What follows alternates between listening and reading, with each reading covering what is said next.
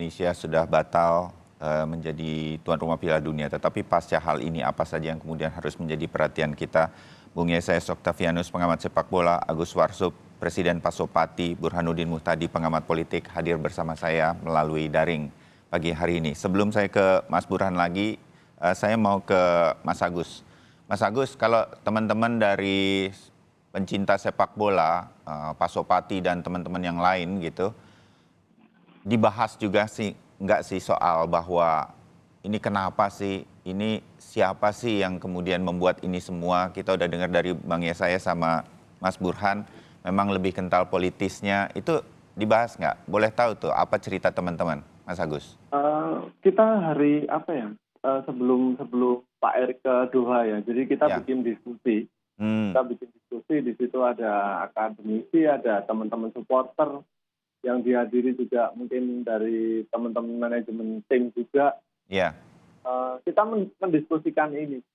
Jadi kayak dampak baik buruknya, efeknya ke depan apa, itu bahkan kita diskusikan dan pada akhirnya kita ada beberapa poin saat itu yang kita rumuskan. Itu. Apa aja tuh poin-poinnya yang Mas Agus ingat? Ya, salah satunya kita sebagai supporter itu apa ya, bukan menuntut juga sih ya, tapi intinya pemerintah harus segera menekankan dan memastikan kalau Piala Dunia itu dapat gelar gitu. Jadi itu sebelum Pak Erick ke Doha sih. Itu ada 5 poin kemarin. Ya, walaupun kemudian hasilnya ternyata kita gagal ya menyampaikan ini. Tapi dalam diskusi-diskusi itu juga sempat dibahas bahwa isu politis ini berkaitan dengan kemungkinan ini ada kaitannya dengan pemilu 2024. Sehingga dengan demikian tampaknya Indonesia juga memilih untuk lebih aman di pemilu 2024 daripada ada Piala Dunia U20 dengan isu-isu yang berkaitan yang bisa saling dilemparkan kepada masing-masing partai politik. Itu juga sempat mengemuka dalam diskusi-diskusi. Sempat ada beberapa obrolan juga sih soal politik. Tapi pada dasarnya kita supporter ini, ya mungkin ada beberapa teman-teman yang paham soal politik. Tapi mayoritas kami teman-teman supporter nggak terlalu paham di politik dan nggak terlalu mau tahu sebenarnya. Jadi kita bisanya dengan kondisi yang sekarang ini mungkin nggak cuma saya atau teman-teman supporter di Solo, tapi mungkin mayoritas se-Indonesia kita bakal dalam tanda kutip balas dendam ke tokoh-tokoh ataupun partai politik yang kami pikir secara awam sebagai supporter ini menyebabkan batalnya Piala Dunia di Indonesia sih. Kemungkinan besar sih seperti itu. Oh begitu, mudah-mudahan bisa kemarin makanya Instagramnya Pak Ganjar, Pak Koster rame sih ya. Tapi mungkin karena kalau kayak Instagram mungkin di sosmed mungkin Pak Ganjar lebih aktif soalnya. Jadi mungkin penyerangannya di sosmed itu lebih kenceng ke Pak Ganjar. Oke. Tapi saya berharap mudah-mudahan bisa berdiskusi sehingga kemudian semua pihak mendapatkan kejelasan begitu berkaitan dengan ini semua. Iya, sebenarnya harapannya kita juga itu sih, Pak. Jadi kita pengennya pemerintah, federasi juga oke lah ini yang udah ya udah, tapi jangan sampai kayak gini lagi. Sampai kapan kalau setiap kita mau ada event besar, event internasional, tapi ada perdebatan, ada isu-isu kayak gini dan sampai kapanpun kita nggak bakal bisa ada event yang besar lagi kalau seperti ini. Toh ada atlet Israel yang lain juga yang udah di Indonesia. Tapi kenapa bola? Mungkin karena yang masanya banyak atau apalah. Kita ini korbannya udah banyak korban. Yang dirugikan mungkin nggak cuma teman-teman supporter, ada UMKM, ada warga sekitar yang sudah persiapan, udah seneng-seneng, ada pemain, ada keluarganya pemain, dan lain sebagainya. Banyak banget yang kecewa. Setuju Mas Agus, kekecewaan ini milik kita semua dan kita justru berharap ini tidak terjadi lagi. Saya sedikit saja, Bung Yesayas, Mas Agus dan juga Mas Burhan mengutip apa yang disampaikan ini di halaman 15 Harian Kompas, sambungan dari headline pada hari ini, musnahnya mimpi anak-anak bangsa, begitu ya. Nova Arianto, asisten pelatih tim U20, juga mantan pemain nasional sepak bola, mengatakan, bagi orang lain yang tidak tahu sepak bola, ini hanya Piala Dunia. Namun saya yakin ini mimpi kalian semua. Saya bersama anak-anak bertahan di sini karena juga ingin tampil di event seperti ini, tapi kita ternyata hanya mendapat harapan kosong.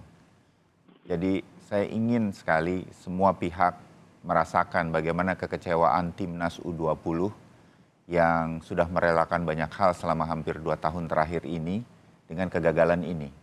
Dan ini tidak boleh terjadi lagi. Berbagai event pernah gagal karena urusan politis, tapi harusnya tidak terjadi di Indonesia sedemikian rupa karena kita mampu harusnya mengendalikan hal ini. Bang Yesayas, kita bisa kena sanksi atau bisa nggak sih di lobi sedemikian rupa agar kita tidak kena sanksi? Menurut Anda, Bang Yesayas?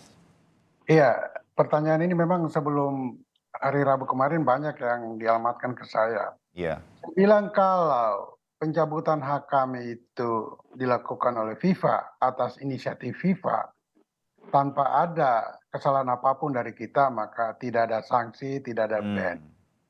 Tetapi kalau pengambil alihan hak kita oleh FIFA ini karena kesalahan kita, maka pasti ada sanksi atau ban. Pasti.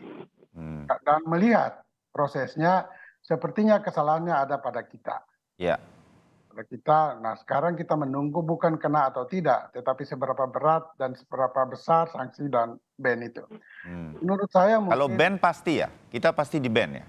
Itu salah satu yang biasa harus terjadi, Bang Yesayas. Iya, jadi hukuman itu kalau ban berarti kita tidak ada kegiatan regional maupun internasional, kecuali di dalam negeri.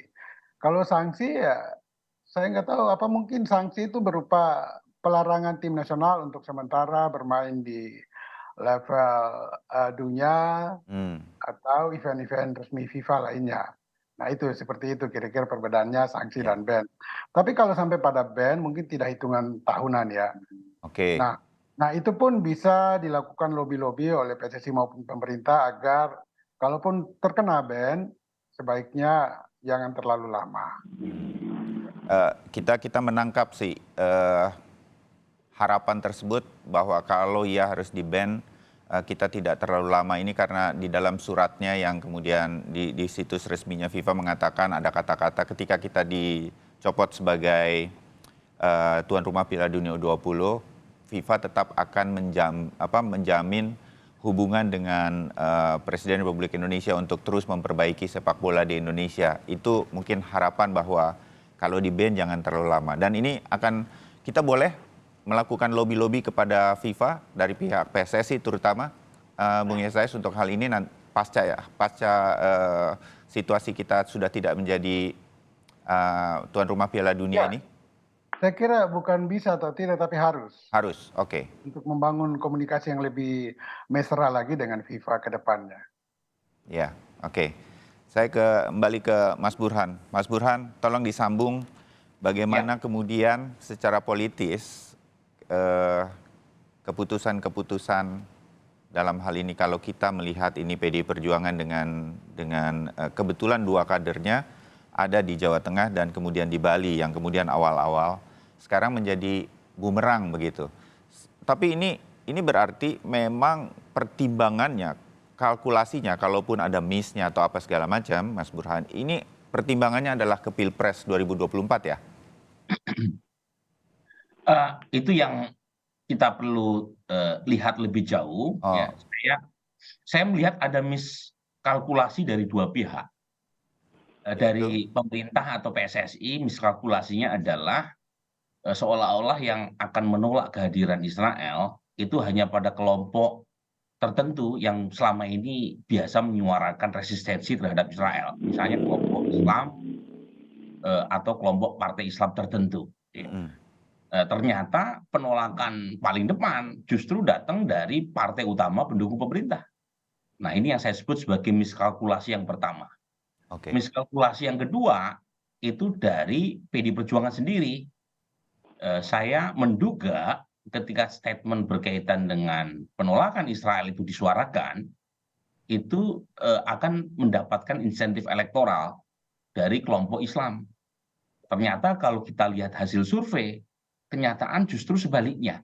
Ya, mungkin politisi PD Perjuangan mengatakan bahwa alasan penolakan kehadiran Israel karena alasan konstitusi mungkin, tetapi pertanyaan dari kawan-kawan supporter sepak bola kan bisa berbalik. Kalau betul karena alasan konstitusi, kenapa tidak disuarakan dalam event olahraga yang lain? Atau tidak disuarakan ketika delegasi Israel datang dalam acara EPU di Bali tahun lalu.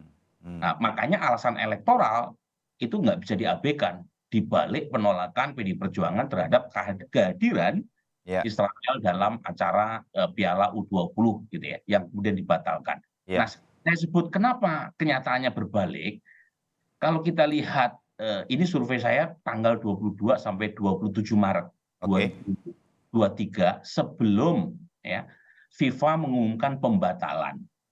Nah, pada saat itu, pada saat survei kami lakukan, itu opini publik itu dipenuhi dengan suara-suara kelompok yang menolak Israel. Nah, meskipun demikian, Bayu, itu yang menginginkan Israel tetap datang itu 58% secara nasional. Jadi mayoritas itu menginginkan Israel datang. Yang menolak kehadiran Israel itu kurang lebih 33%. Jadi mayoritas tetap menginginkan Israel datang karena menganggap Israel sudah lolos kualifikasi sebagai peserta Piala U20. Jadi kita bisa bilang sebetulnya mayoritas masyarakat Indonesia welcome sebetulnya. Welcome. Nah, yang menarik kalau kita breakdown. Ini sih Mas Burhan nggak sampaikan ini sih ke PD Perjuangan. Ya kan baru selesai surveinya. Baru selesai. Nah, kan PD Perjuangan melakukan statement menolak itu 14 Maret. Surveinya kan baru selesai. Nah, yang menarik pula Bayu, kalau kita breakdown berdasarkan pilihan politik, mereka yang memilih Pak Jokowi di 2019 dan memilih PDI Perjuangan di pemilu legislatif 2019, itu sebagian besar setuju Israel tetap hadir. Yang menolak adalah pemilih PKS.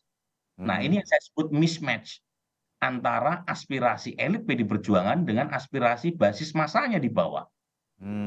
Pada saat yang sama, kalau kita tanyakan jika pemilu presiden diadakan hari ini, siapa presiden yang mereka pilih?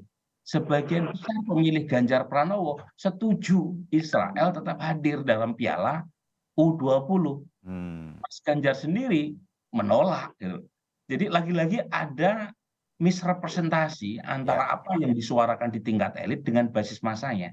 Saya mau menyampaikan hasil surveinya Mas Burhan ini memang menjadi pertanyaan banyak pihak. Publik itu sambil ngopi itu bingung. Kok Pak Ganjar ya? Kok Bali ya? Kok PD Perjuangan? Jadi ini berbanding lurus dengan hasil surveinya Mas Burhan ya, bahwa sebenarnya kita jadi heran nih, mengapa PD Perjuangan sekarang maju di depan berkaitan dengan ini? Kira-kira gitu kan Mas Burhan? Makanya saya sebut tadi, itu misteri Tuhan selain jodoh dan kematian. Kita tidak tahu persis kenapa. Satu lagi misteri.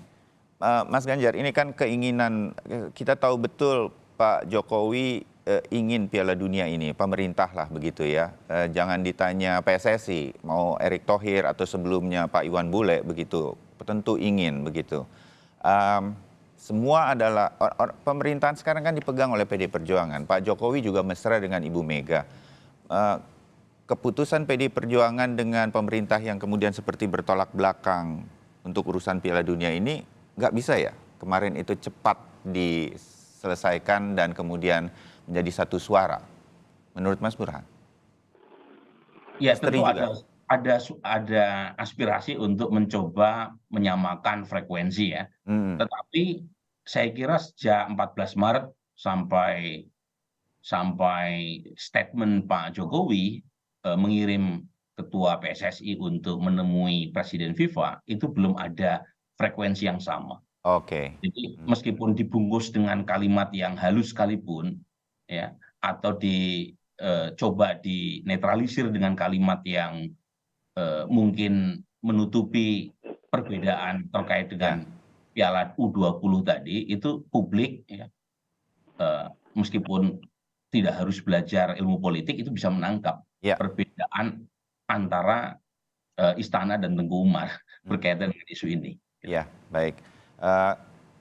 Toh kita sudah tidak menjadi tuan rumah Piala Dunia, tapi harian Kompas hari ini juga menurunkan di headline momentum kemudian untuk mewujudkan transformasi sepak bola. Singkat-singkat karena waktu saya terbatas, Mas Agus, Anda setuju ya, ini kita jadikan momentum untuk membenahi sepak bola Indonesia, Mas Agus? Sangat setuju, Mas. Ini harus jadi pelajaran kita semua, baik dari pemerintah, federasi, dan semua pihak untuk sepak bola kita yang jauh lebih baik. Dan satu yang perlu digarisbawahi, kami supporter sangat mendukung Palestina, mayoritas ya. Jadi bukan kami yang anti Palestina atau mendukung Israel. Tidak sama sekali. Cuma kami berpikir kami punya cara kita untuk menyampaikan dukungan kita ke Palestina. Setuju. Mungkin bisa dengan ketika Israel datang mungkin kita bisa support tim lawannya biar Israel kalah dan lain sebagainya. Kita bisa berkreativitas di situ. Itu yang perlu digarisbawahi. Jadi kami supporter sangat kecewa atas gagalnya Piala Dunia ini. Baik, oke. Bang Yesayas, terakhir dari Anda, momentum seperti apa yang harus kita benahi? Karena begini ya, silakan Bung Yesayas, Anda duluan. Ya, kita tinggalkan kekecewaan karena gagal menyelenggarakan Piala Dunia. Oke. Dan kita lihat ke depan saja bahwa mungkin pesan saya kepada Pak Presiden Joko Widodo supaya kalau mau terlibat dan serius urus bola, sekarang saran saya bentuk satu tim independen sebagai kontrol terhadap PSSI. Karena terus terang masyarakat sepak bola sudah tidak percaya lagi dengan PSSI sekarang. Terima kasih. Baik, oke. Intinya mungkin sekarang kita tidak bisa menyelenggarakan Piala Dunia U20.